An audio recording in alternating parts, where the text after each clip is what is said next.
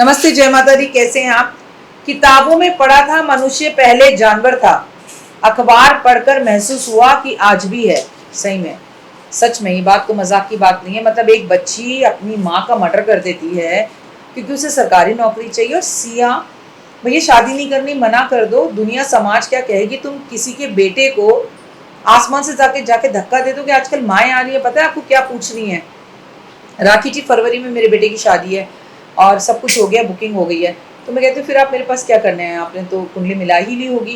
तो बोलते हैं हाँ, हमने कुंडली मिला ली है। हम ये पूछने आए कि शादी चलेगी तो कोई जेल वेल का योग तो नहीं है? ये लड़की मेरे बेटे से शादी करना भी चाहती है कि नहीं चाहती?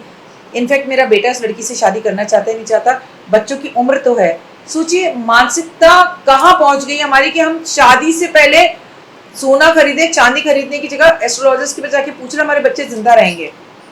काश सिया के माता पिता ने एक बार किसी एस्ट्रोलॉजर को कुंडली दिखाकर ये पूछ लिया होता कि ये कुंडली मिलती है। एस्ट्रोलॉजर बोलता कि भैया कुंडली तो मिलती है पर शादी तो है नहीं, लड़की तो जेल जाती दिख रही है, लड़की का तो बदनामी का वक्त है, या आपके बेटे का तो मृत्यु योग चला हुआ है, आप शादी कैसे करा सकते हो? तुरंत इसके लिए महामृत्युंजय की पूजा कराओ। कराते ना।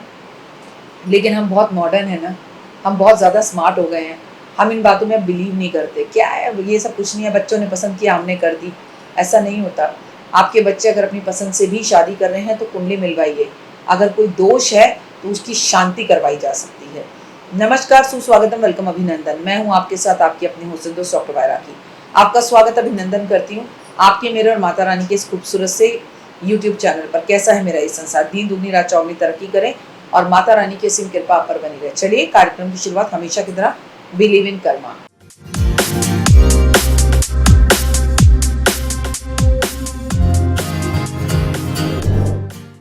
तो चलिए कार्यक्रम की शुरुआत हमेशा की तरह होए होए सुबह की राम राम। सावन में बेलपत्र और दीपक के उपाय मैं आपके साथ शेयर करने वाली हूँ। सावन का महीना पवित्र, आपको इसकी बहुत ढेरों शुभकामनाएं। मेरे महादेव का महीना, मेरी शक्ति का महीना 30 जुलाई 2026 गुरुवार से शुरू हो रहा है और 28 अगस्त 2026 शुक्रवार को समाप्त हो रहा है। गुरुवार से शुरू हो रहा है, शुक्रवार को समाप्त हो रहा है। तो सावन के महीने में दही, दूध, शहद, पान के पत्ते के अलावा बेलपत्र और दीपक का क्या महत्व है, अपनी इस वीडियो में मैं आपको ये बताऊंगी। और प्लीज मैं आपके आगे ना हाथ जोड़ती हूँ, चतुर्मास चल रहा है, आप बच्चों को कुछ भी करके मंदिर लेकर जाएं, कुछ भी करके धर्म से जोड़े, अध्यात्म से जोड़ें, दान से जोड़ें, संस्कार से जोड़ें, भक्ति से जोड़ें, शक्ति से जोड़ें, पर जोड़ें। लेकिन ना उठ जा, सुनता नहीं है, इसको देख ले, उसके बच्चे को देख ले, ऐसे नहीं। मन से मन से मन से उसे आना चाहिए। सावन के महीने में भगवान शिव की पूजा का विशेष महत्व है और इसमें बेलपत्र का उपयोग बहुत ही कल्याणकारी माना गया है। धार्मिक मान्यताओं के अनुसार एक ये बेलपत्र आपके जीवन की पूरी जीवन शाला को, जीवन की रूप को, रेखा को बदल सकता है। आसानी से मिल जाता है, पेड़ों पर लगता है, बाजारों में भी मिल जाता है और आप यकीन नहीं मानेंगे कि ब्लिंकिट पर भी मिल रहा है।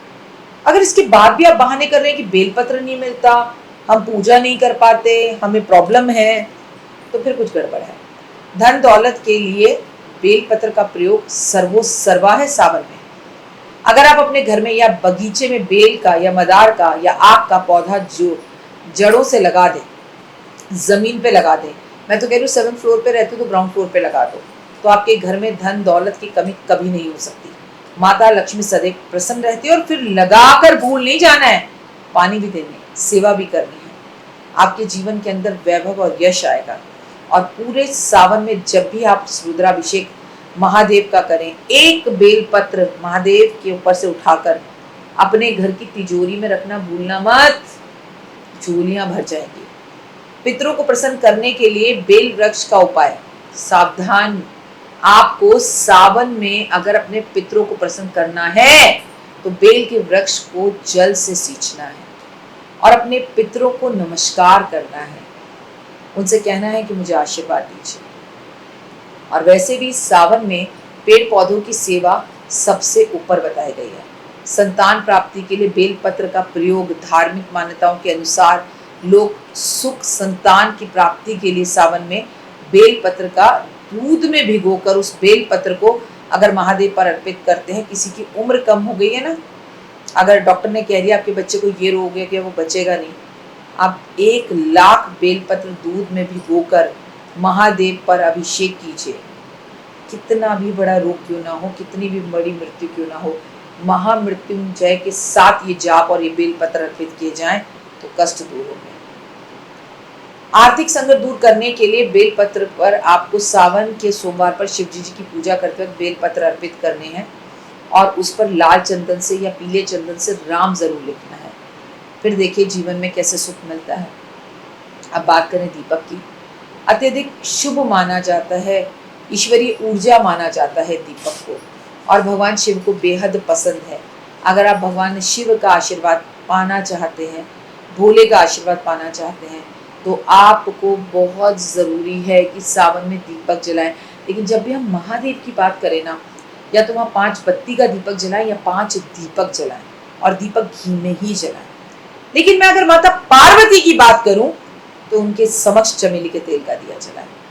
सावन की पूर्णिमा की रात घर के मुख्य दरवाजे पर दीपक जलने ही चाहिए, पूरी रात जलना चाहिए।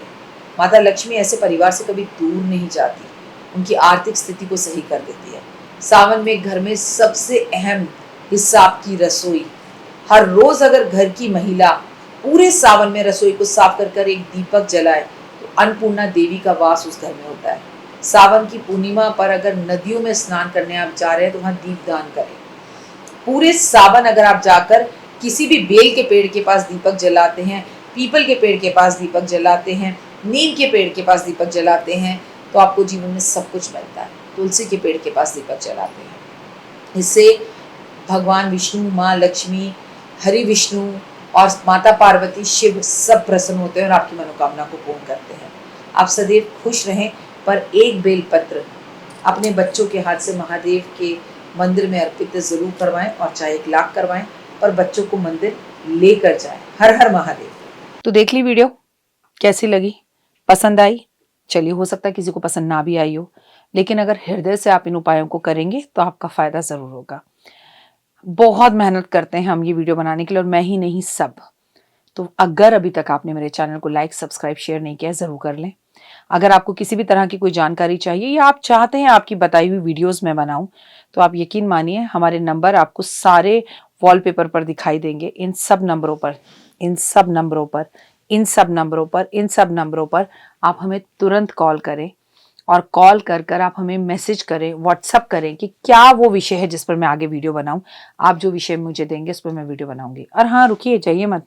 आप में से बहुत से लोग मेरी इन वीडियो को रोज देख रहे हैं, लेकिन चैनल सब्सक्राइब नहीं कर रहे हैं, और उससे भी ज़्यादा प्रॉब्लम है कि आप मुझे अलग अलग चैनल्स पर देख रहे हैं।